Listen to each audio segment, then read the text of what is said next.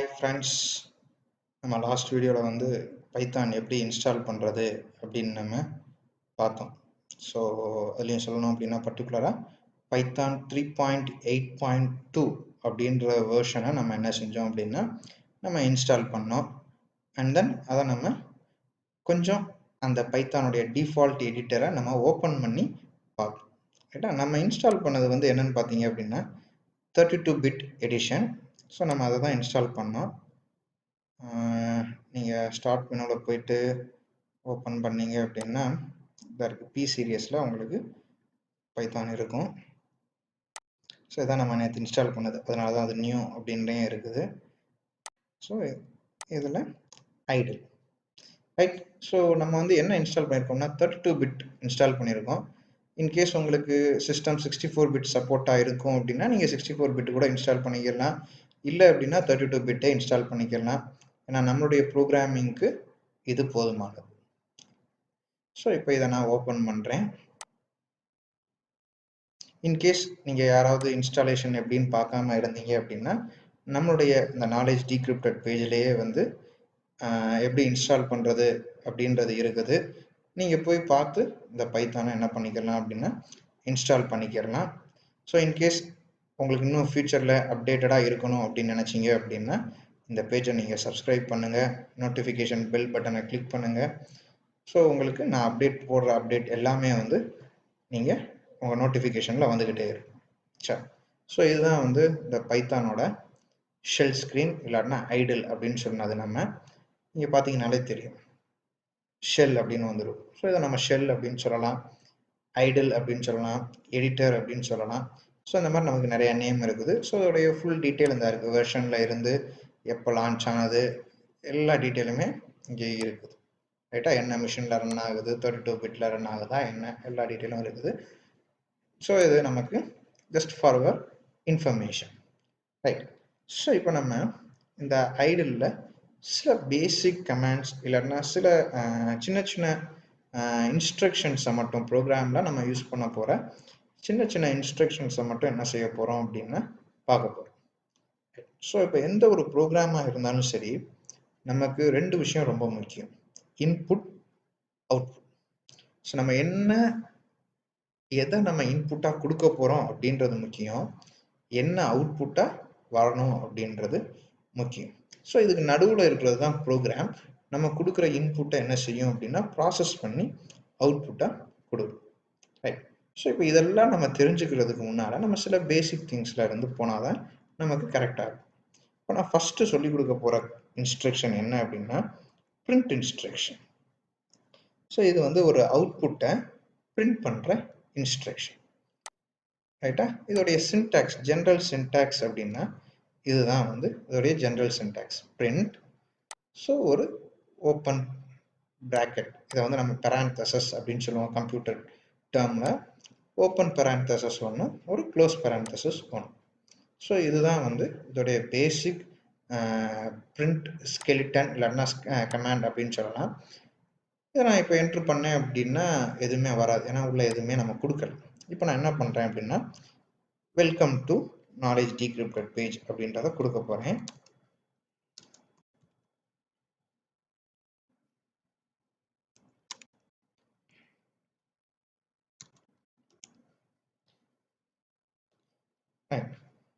So ஒருவேளை நீங்கள் யோசிக்கலாம், நான் சொல்லும் போது ஓப்பன் பெராந்தசஸும் க்ளோஸ் பெராந்தசஸும் மட்டும்தான் வரும்னு சொன்னேன். பட் நான் இங்கே வந்து இன்னொன்னையும் சேர்த்துருக்கிறேன். நான் கொடுத்துருக்க வேண்டியது வெல்கம் டு நாலேஜ் டீக்ரிப்டட் பேஜ் அப்படின்றது மட்டும்தான் நான் கொடுத்துருக்கணும். பட் நான் இதோட அடிஷ்னலாக நான் எதையும் சேர்த்துருக்கிறேன் அப்படின்னா ஒரு டபுள் கோட்டையும் சேர்த்துருக்கிறேன். இந்த டவுட் கண்டிப்பாக வரணும்.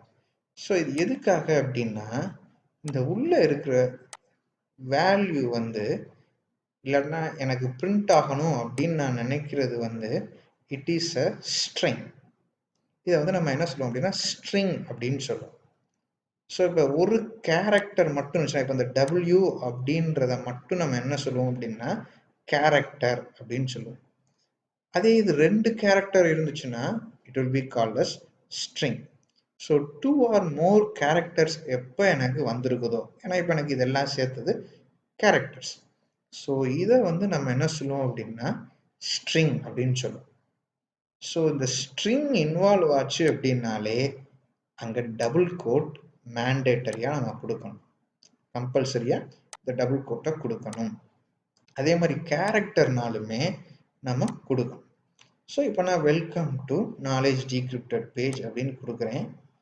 என்ட்ரு பண்ணோம் அப்படின்னா இந்த இது நமக்கு அவுட்புட் ஆகும். நம்ம அங்கே இந்த டபுள் கோட்டுக்குள்ளே என்ன கொடுத்தோமோ அந்த இது வந்து என்ன வந்துடும் அப்படின்னா அவுட்புட் ஆகும். இன்கேஸ் உங்களுக்கு கேட்கலாம் என்ன வரும், சப்போஸ் நம்ம வந்து டபுள் கோட்டுக்குள்ளே கொடுக்காம கொடுத்தோம் அப்படின்னா என்ன வரும் அப்படின்னு பார்த்தோம் அப்படின்னா ஒரு எரர் மெசேஜ் வரும்.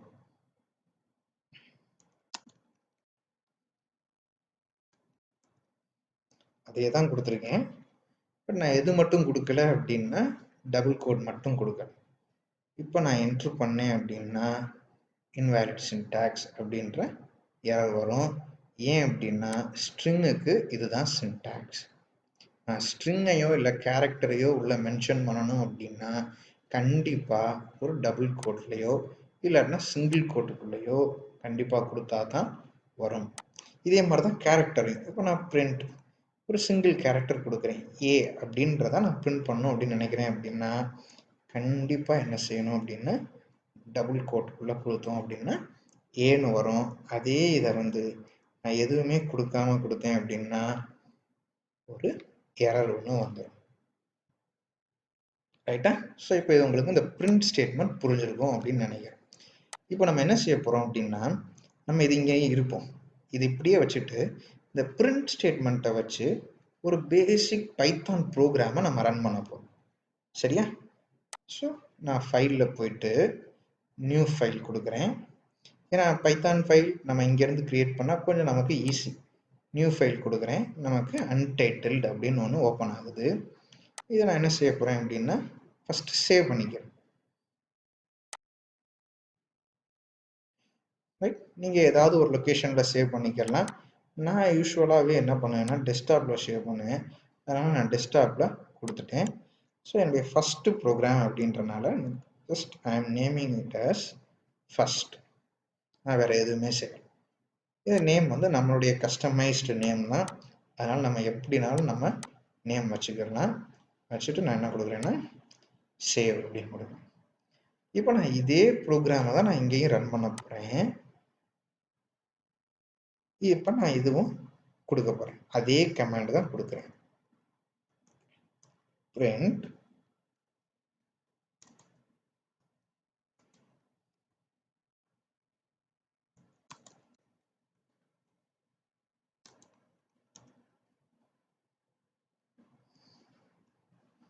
கொடுத்தாச்சு.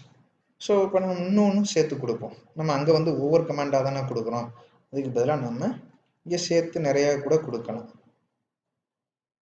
Learning Python. அகைன் நான் இன்னொன்று சேர்த்துக்கிறேன். my first program. Okay, Python program தான் நம்ம ஃபர்ஸ்ட், அதனால பைத்தான் ப்ரோக்ராம். இப்போ கவனிங்க, நான் இங்கே ஒரு பிரிண்ட் ஸ்டேட்மெண்ட் கொடுத்தேன், ஒன்று எக்ஸிக்யூட் ஆச்சு. இங்கேயும் நம்ம ஒன்று மட்டும் கொடுக்கணும் அப்படின்னு நினச்சாலும் கொடுக்கலாம், மல்டிபிள் ஸ்டேட்மெண்ட் கொடுக்கணும்னாலும் கொடுக்கலாம். நான் என்ன கொடுத்துருக்கேன்னா வெறும் பிரிண்ட் மட்டும்தான் கொடுத்துருக்குறேன். இங்கே செமிகோலன் எதுவும் வைக்கல. ஏன்னா நம்ம லாஸ்ட் வீடியோவில் நம்ம இன்ட்ரோவில் பார்த்துருப்போம், இந்த பைத்தான் லாங்குவேஜை பொறுத்தளவில் நமக்கு செமிகோலன் தேவையில்லை. ஸோ இது எல்லாமே வந்து எதை பேஸ் பண்ணி தான் பைத்தான் லாங்குவேஜ் ஒர்க் ஆகும் அப்படின்னா நியூ லைன் அப்படின்னா நான் இங்கேருந்து என்ட்ரு பண்ணவுடனே நமக்கு ஒன்று ஜென்ரேட் ஆகுதா. ஸோ இதை தான் நம்ம என்ன சொல்லுவோம் அப்படின்னா நியூ லைன் அப்படின்னு சொல்லுவோம். இதையும் ஸ்பேசஸ் இண்டென்டேஷன் அப்படின்னு சொல்லுவோம். இந்த ஸ்பேசஸையும் தான் வந்து டிபெண்ட் பண்ணி இருக்கும். ரைட்? நம்ம அதெல்லாம் வந்து கொஞ்சம் இன்னும் டீப்பாக போகும்போது அதெல்லாம் பார்ப்போம். இப்போதைக்கு நமக்கு இந்த சிம்பிள் ப்ரோக்ராமை நான் டைப் பண்ணியிருக்கிறேன். இதை நான் ரன் பண்ண போகிறேன். இப்போ இதை சேவ் பண்ணிக்கிட்டேன். அகெயின் நான் ஒவ்வொரு டைமும் சேவ் பண்ணிக்கணும். இப்போ இந்த இருக்குது ரன், இந்த ரன் மாடியூலில் கொடுக்குறேன். கொடுத்தவொடனே இங்கே வந்துடும் அப்படின்னா இந்த பைத்தான் ஷெல்லில் அவுட்புட் வந்துடும்.